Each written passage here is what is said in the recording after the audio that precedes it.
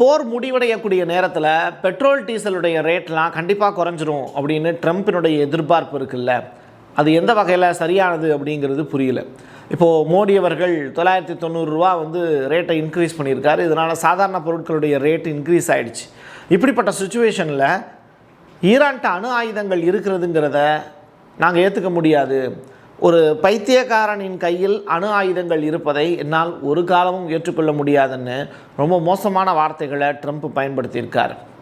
இதை பார்த்துக்கிட்டு இருக்கக்கூடிய ஈரான் என்ன தெரியுமா செஞ்சுருக்காங்க, இந்த டால்ஃபின்கள் இருக்குல்ல, அந்த டால்ஃபின்கள் மேலே முழுக்க முழுக்க கன்னி வெடிகளில் சுற்றி வச்சு அதில் ட்ராவல் பண்ணி போகிற மாதிரியான ஒரு பிளான் ஒன்று வச்சுருக்காங்களாம்.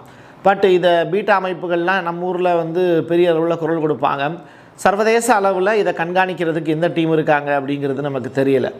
பட் ஒரு நாட்டுக்கு இன்னொரு நாட்டுக்கு இடையில் போர் நடக்கும்போது விதிமுறைகள் எதுவுமே சரியாக பின்பற்ற மாட்டாங்க.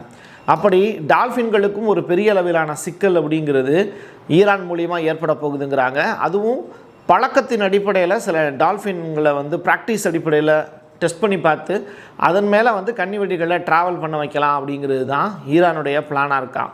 இதை எப்படி அவங்க செயல்படுத்த போகிறாங்கன்னு தெரியல. ஒரு புறம் அணு ஆயுத பஞ்சாயத்து, இன்னொரு புறம் கன்னிவெடி பஞ்சாயத்து.